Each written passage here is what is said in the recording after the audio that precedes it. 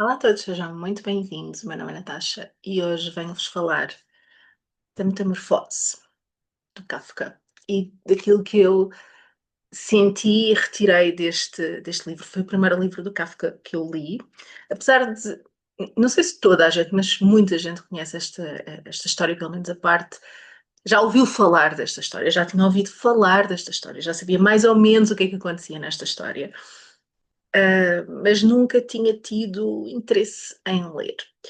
E durante este mês,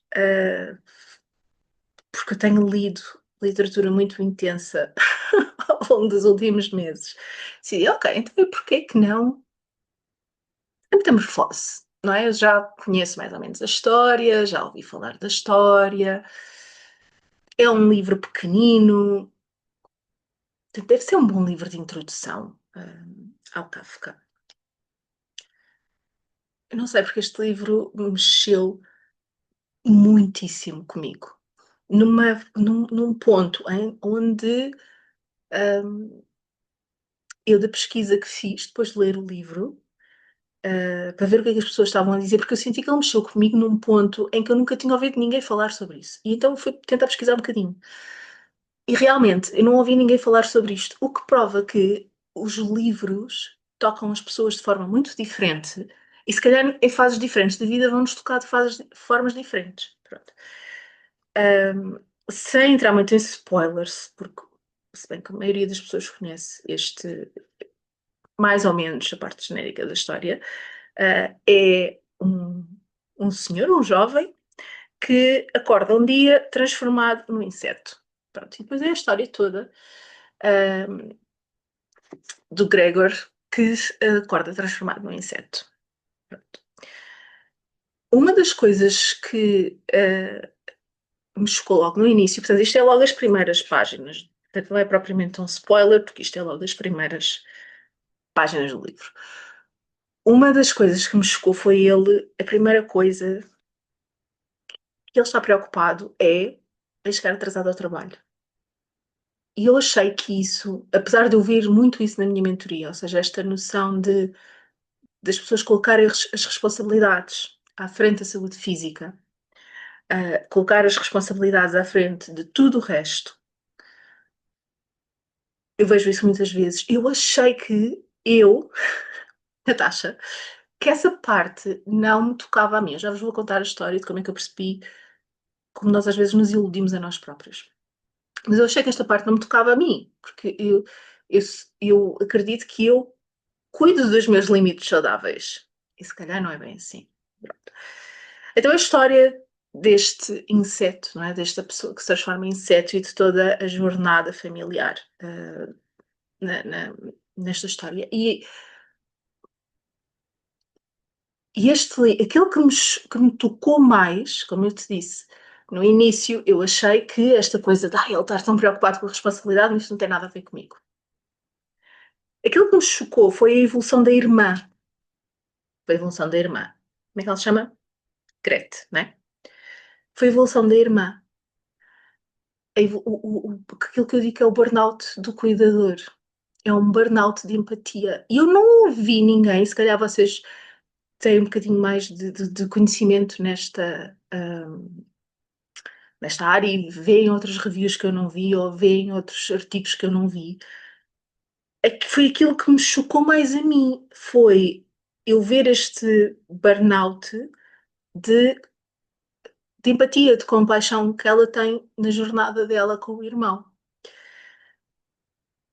Epá, e isso sim, porque aí provavelmente eu revi-me de uma forma mais óbvia, não é? Eu revi-me nesta ideia da cuidadora, porque o meu trabalho, né, que paga as contas, né?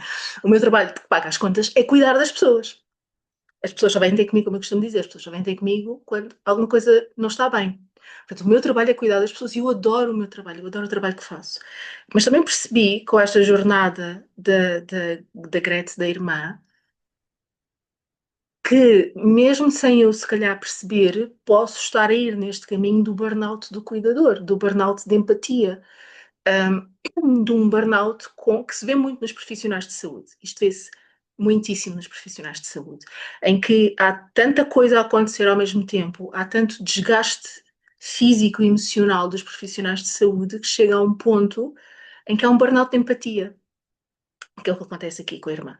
E foi isso que mais me tocou. Mais do que as outras coisas todas, mais do que a jornada dos outros personagens todos, mais do que a jornada da personagem principal. Foi a jornada da irmã. E, e a influência que ela tem no final do livro. Pronto, a influência que ela tem no final. E uns dias depois de eu ter acabado este livro, aconteceu uma coisa muito interessante que me fez perceber que este livro tem muitas camadas e que mexeu comigo em várias camadas. Uns dias depois de eu acabar este livro, eu acordei com dores de garganta. Menina, não está 100%. Eu acordei com dores de garganta. E a minha primeira reação foi, assim que eu me levanto da cama, foi, pá, eu tenho tantas consultas para gravar hoje, eu tenho tanta coisa para gravar hoje, como é que eu vou... Não é porque a minha vida é falar. Como é que eu vou falar? O que é que eu posso fazer? Como é que eu posso resolver esta garganta uh, epá, e assumir as minhas responsabilidades? Porque eu tenho muitas responsabilidades até ao fim da semana. Eu tenho muitas responsabilidades com estas pessoas. Estas pessoas estão a contar comigo. Estás a ver, não é? Estás a ver. E eu não percebi. Aqui a banda Natasha não percebeu. Não percebi. Então levantei-me, fui à casa de banho, fui lá abaixo, fui dizer, o que é que eu posso tomar para ver se consigo arranjar a minha garganta? E continuei sem perceber. Portanto, isto foi, sei lá, 20 minutos. Eu nesta coisa. Até que venho e sento-me aqui, neste sítio, e o livrozito está ali de lado, porque eu ainda não o tinha guardado. Está aqui uma pilha de livros ao lado. Estava aqui o livrozito ao lado, que eu tinha acabado de ler uns dias antes. E sentei-me aqui com a agenda e disse assim, ok, o que é que eu vou fazer? O que é que eu posso fazer para não piorar a garganta? Ou seja, que consultas é que eu posso fazer hoje que não piorem a minha garganta? E olho assim para o lado. E quando olho para o lado, vejo o livro. E quando vejo o livro, digo, ai, Maria Natasha, tu, Natasha, Maria Natasha, tu não percebes nada. E foi aí que eu percebi que aquilo que eu estava a julgar os outros, e os outros são um espelho nosso sempre, não é? Aquilo que no início do livro estava a dizer, eu não sou assim, eu conheço tanta gente assim que põe a responsabilidade à frente da saúde, que põe a responsabilidade à frente do resto de tudo, que põe o dever com os outros, que sacrifica pelos outros, mas eu não sou assim, eu tenho limites saudáveis. E quando eu me sentei aqui e olhei para o livro, percebi aquilo que eu tinha estado a fazer, porque eu não percebi logo, foi só quando olhei para o livro que fez-me assim um clique. Sim, ok, tu estás a fazer exatamente a mesma coisa. A primeira preocupação que tu tiveste assim que meteste o pé fora da cama foi e as minhas responsabilidades com os outros. Não é vou chegar atrasada ao trabalho, mas vou mandar as consultas atrasadas, vou ter que atrasar as marcações, vou ter que desiludir as pessoas que estão à minha volta. E isso mexeu comigo, mexeu muito comigo. Felizmente não tive que adiar nada, porque eu acho que percebi a lição e o corpo mais ou menos foi-se gerindo, mas mexeu muito comigo. Então este livro mexeu comigo em várias camadas. Eu sou das pessoas que escreve e sublinha nos livros. Eu sou das pessoas que escreve post-its nos livros com as minhas conclusões. E até posto a data, já vou pôr a data, porque eu gosto de reler livros e quando eu os releio, gosto de comparar as conclusões que eu tirei da primeira ou da segunda vez com a mais recente. Do que é que me chamou mais nessa altura. E este livro, sem trazer spoilers, é um livro que é pequenino, que é simples, a premissa do livro é super simples, mas mexe e mexe, se tu te permitires, mexe em várias camadas e mexe durante bastante tempo. Então, eu recomendo este livro. Não é muito difícil, mesmo para cá. Como eu disse, foi o meu primeiro livro do Kafka. Não achei que fosse difícil, só que mexeu. Esta ideia do dever, de responsabilidade, do sacrifício, das próprias ligações familiares, do valor humano ligado à produtividade e à utilidade que ele tem. Isto mexeu tudo muito comigo e até em pontos onde eu não estava consciente e, portanto, só aí já ajudou, porque trouxe-me à consciência e à visão certas coisas que eu não tinha a visão sobre mim mesma, sobre mim mesma. Nós às vezes conseguimos perceber nos outros e não percebemos em nós. Então eu recomendo este livro, gostei muito deste livro. Quero ler mais coisas do Kafka. Não este mês, porque este mês tem sido mesmo muito intenso. Tem sido mesmo muito intenso a literatura e este foi um dos livros que mais intensificou este mês na literatura. Mas eu queria fazer um vídeo só sobre ele, porque sinto que é pequeno, é fácil de ler e mexe mesmo. E vai mexer de forma diferente com cada pessoa e se calhar de forma diferente com cada vez que tu o leres. Mais uma vez, sou super apologista de reler os livros, super apologista.